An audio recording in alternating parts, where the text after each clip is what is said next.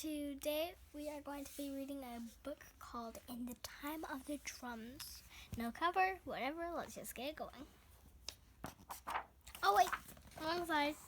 Sorry. In the Time of the Drums. In the long time ago, before now, on an island fringed by marshmallow meadows and washed by ocean tides, men and women and their children lived enslaved.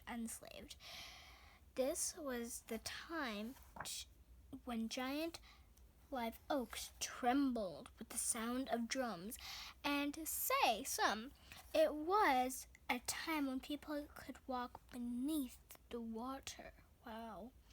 Used to be, in those early days, ships as big as barns would land at a dock on a bluff near to Kettle Creek. Pirate ships with treasure to bury cargo, ships filled with cinnamon, slave ships bringing African people to work on plantation farms. Some of those sweet Africans came knowing how to carve wood and make sweet grass baskets and goat skin drums. With those things, they reminded themselves of home, wished to go back there. One boy named Mentu had never known Africa or longed for it. He was an island-born boy.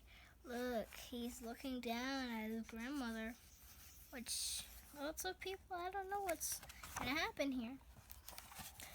Mentu could scoot to the top of a live oak faster than a brush-tailed squirrel. That's fast.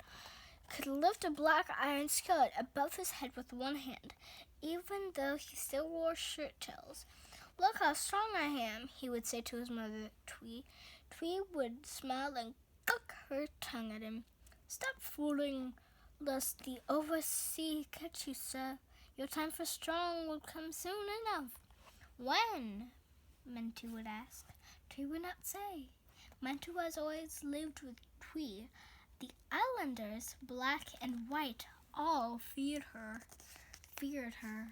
There's something happening. Africa had been her birthplace. There she had learned powerful root magic at her own mother's knee. Igbo Conjo woman, the islands called her, older than anyone living, they said, but Mentu paid them no mind, had only known kindness from Twee. You see, Twee loved Mentu like her own soul, like faraway rivers and mountains of her native land. Some said his first breath had come from her own mouth, that as a new babe he had been still, until she whispered the secret of life into his tongue. There, Twee is holding Mentu as a baby in our hands. He had wailed at the truth of it and waved his fists at her, and at the charm bag she held out to him. Not with fists, she had said, gathering him against her chest. Listen close and learn how to be strong.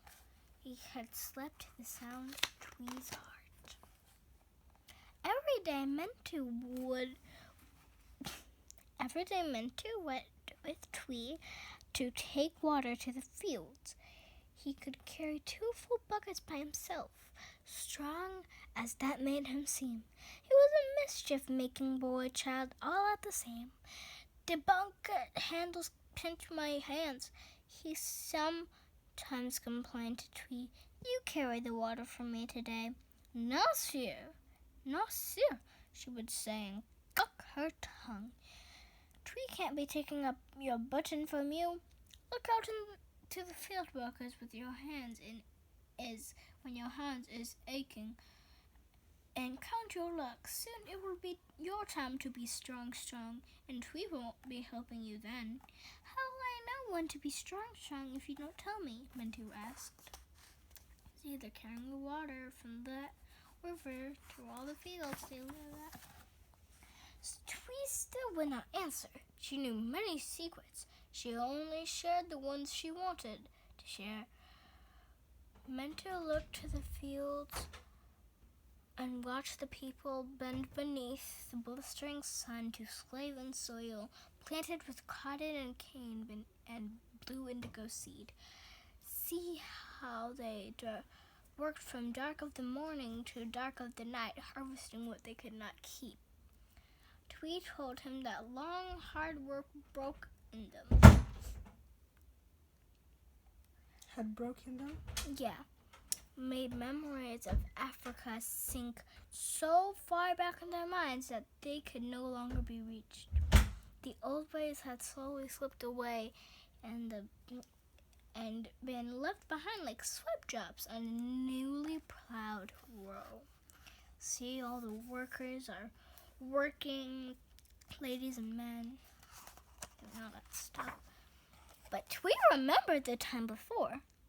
Spoke to the old words herself in the morning while she worked. Sang African songs to men too in the afternoon, and so he could sing them back. At dinner told him old stories so rich that he could almost smell the sweet scented air of her homeland.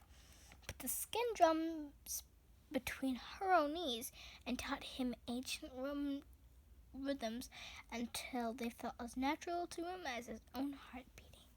There they are, playing the drums. It looks like they're the same people with those hands, with the hands at the same place. Then come a day, so hot even the gnats hushed their whining to sit among the tree shadows. In that breathless quiet, Mentu and Twee filled their buckets with water. But before they could carry them to the field, they heard the sound of drums beating up from the far edge of the island. Bop, boom, boom, bop, boom, boom. It was the message in rhythm that meant, a ship is come, a ship is come. Mentu brought his own drum. Be-e bow, be-e bow. We hear, we hear. He and Twee gathered with everyone else at the bluff to see what the ship had brought. It flew a Spanish flag, but did not carry gold or jewels or sweet spices from India.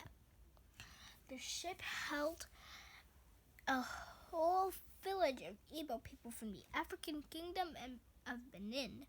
They had been captured by the ship's owner and brought to the island to be sold. Oh, that's sad.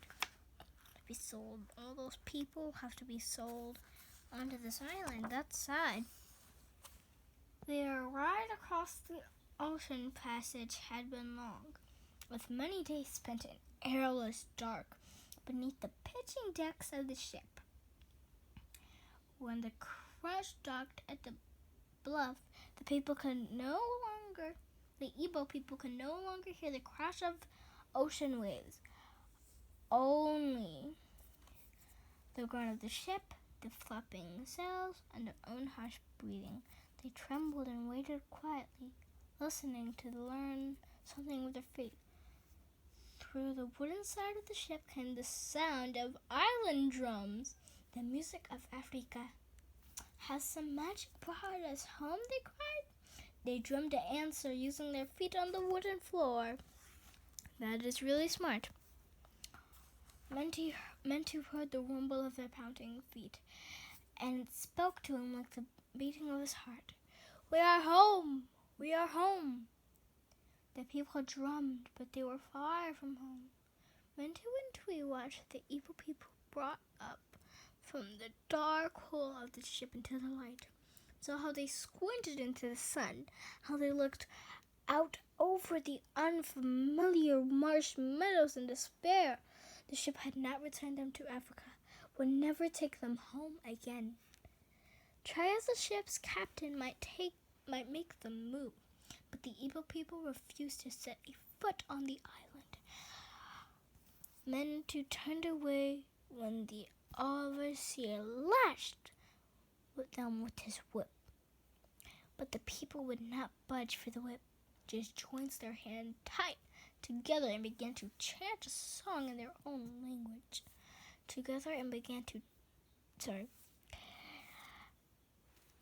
Mentu listened as though his soul lived in his ears, where he heard Twee's music and their song, old words from the place where she had been born.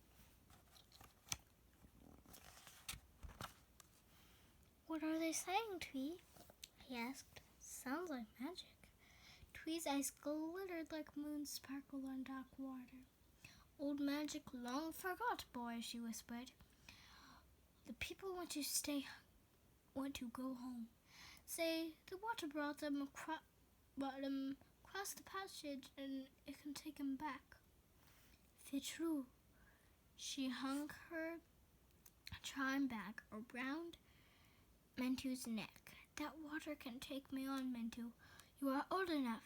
Your time to be strong is near." Mentu began to tremble. "Will the water take me, Twee? I want to go with you." His grandmother shook her head. "Water won't take you. You was born here. Won't take the others 'cause they forgot too much." "But you haven't taught me all your secrets, Twee," Mentu cried. You haven't told me when my time will come yet." Twee clucked her tongue at him. "Still a mischief-making boy child. Twee has taught you many things, Mentu. More secrets than you think. But I will tell you one more. Your time to be strong will come when your back is bent in the fields and your hands are stuck full of cotton spurs, because the old ways will try to grow weak inside you. Don't let them. It takes a mighty strength to forget who you are, where you come from, to help others remember it too. Now I must leave you, my child, my heart." And then that's Mentu being given the charm bag from his grandmother, Twee. Then Twee kissed Mentu as fast as a dragonfly, took off running, and as she ran, the years melted from her like butter on a latch cake.